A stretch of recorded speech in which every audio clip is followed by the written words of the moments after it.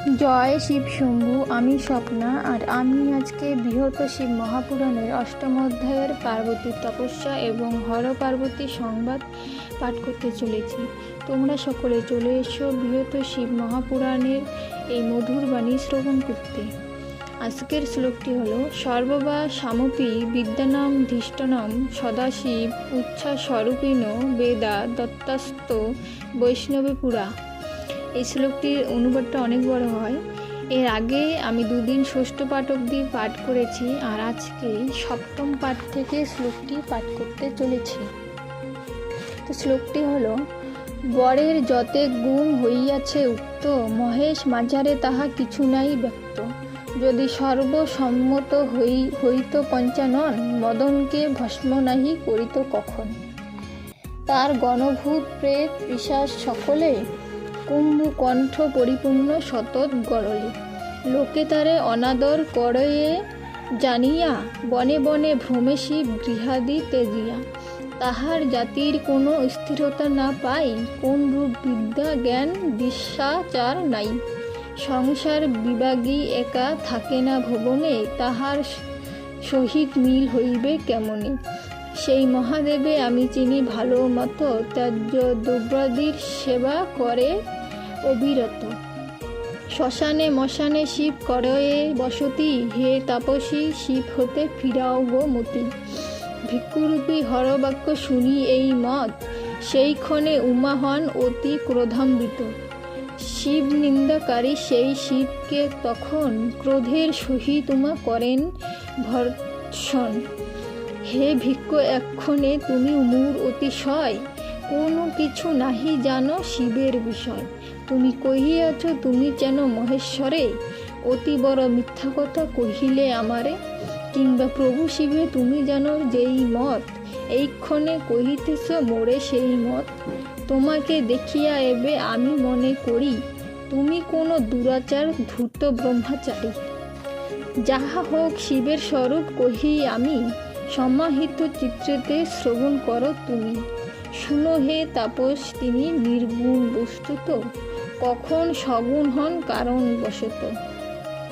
এমন উভয়ত্ব গুণ যে শঙ্করে, তাহলে কেমনে তার জাতি হতে পারে।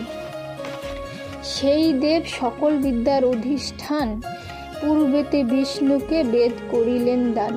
তবে সেই পরিপূর্ণ পরম আত্মার বিদ্যার কি প্রয়োজন রয়েছে আবার।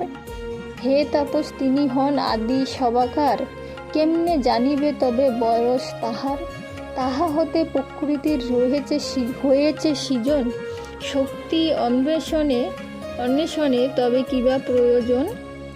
যেবা করে প্রতিদিন শিব আরাধন, সদা তার শক্তিত্রয় হয় প্রকাশন। যারে সেবী মানব মৃত্যুকে করে জয়, সেই দেব সুবিখ্যাত নামে মৃত্যুঞ্জয়। আরোগ্য লোভিছে নর পূজিয়া যাহারে, তাহার আরোগ্য কিবা খুঁজিছ সংসারে। তাহার কৃপায় সাগ্র অমর যতনে, দেবত্ব করিল লাভ শুনহ শ্রবণে। অধিক কি কব আর তাহার বিষয়, স্বয়ং তিনি প্রভু হন সকল সময়। পরম কল্যাণরূপী সেই দেব হন, তাহাকে সেবিলে পায় অমূল্য রতন। নিরন্তর শিব নাম জপিলে অন্তরে, সকল প্রকার তার অমঙ্গল হরে। শিব এই নাম সদা যাহার বদনে, সকল পবিত্র হয় তাহার দর্শনে। জগৎ ঈশ্বর যিনি আদি সবাকার, সৃষ্টি স্থিত যার হস্তে অন্তিমে সংহার। পরব্রহ্ম পরমাত্মা দেব মহেশ্বর, তাহার স্বরূপ জ্ঞায় বড়ই দুষ্কর। তোমাদের ন্যায় স্থূলদর্শী ব্যক্তিগণ, শিবতত্ত্ব অবগত না হবে কখন। শিবতত্ত্ব না জানিয়া তার নিন্দা করে, আজন্ম সঞ্চিত পুণ্য বিনষ্ট অচিরে। তুমি সেই শিব নিন্দা করিলে নিশ্চয়, তোমাকে পূজিয়া আমি পাপভাগী হই। শিব নিন্দুকের যেবা দেখিবে বয়ান, বস্ত্রসহ তার স্নান উচিত বিধান। দেব মহেশ্বর সর্বগুণাধার, বসন ভূষণে কিবা প্রয়োজন তার। তিনি শিব কিংবা ভীম, ধনী বা নির্ধন, তাহার যে রূপ ইচ্ছা ধরুন তেমন।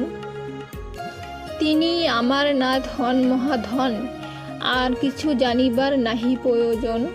অতঃপর সখী প্রতি কহেন পার্বতী, মহাদেব বিনা মোর অন্য নাই মতি। এতএব সখী তুমি এই ভিক্ষু বরে, কহ এবে শিব নিন্দা যেন নাহি করে। ওই সখী নিন্দুক যেরূপ পাপী হয়, শ্রোতা ততোধিক পাপী জানিবে নিশ্চয়। আমি মনে করি এই দুষ্টু দুরাচার, শিব নিন্দা আনন্দে গাহিবে পুনর্বার। এতএব এসো সখী আমরা এখন এ স্থান ত্যাজিয়া করি অন্যত্র গমন। গিরিরাজ সুতা উমা কহিয়া এমন, আসন ত্যাজিতে হলো উদ্যত যখন। তবে শিব ভিক্ষু বেশ ত্যাজিয়া তখন, আপনার দিব্যরূপ করেন ধারণ। এতদিন পার্বতী যাহার করে ধ্যান, সহসা সম্মুখে সেই মূর্তি মতিমান। আনন্দে হৃদয়ে তবে জাগে শিহরণ, লাজে উমা হইলেন আনত বদন। তবে শিব উমা পতি কহেন তখন, হে কান্তে কোথায় তুমি করিবে গমন। যদি তুমি ত্যাগ করো কখন আমারে, তথাপিও ছাড়িব না কখনো তোমারে। হইয়াছি তুষ্ট আমি তোমার উপর, এতএব চাহ তুমি মনোমথ বর। তপস্যা প্রেমাতিশয্য সৌন্দর্য যতনে, আমি তব কৃতদাস হইয়াছি এক্ষণে। আজকে সপ্তম পাঠ, অষ্টম পাঠ এবং নবম পাঠ পাঠ করেছি। আরও মনে হচ্ছে 3টে পাঠ আছে। আরও 3টে পাঠ আছে। এই 3টে পাঠ আমি এর পরের দিন পাঠ করব এবং 3টে পাঠ পাঠ করার পর সমাপ্ত হয়ে যাবে অষ্টম অধ্যায়। আজকে এখানেই সমাপ্ত করছি। সকলে চেষ্টা করবেন শিবপুরাণ পাঠ করার বা শিবপুরাণের এই মধুর বাণী শ্রবণ করার। সকলে ভালো থাকবেন। ধন্যবাদ।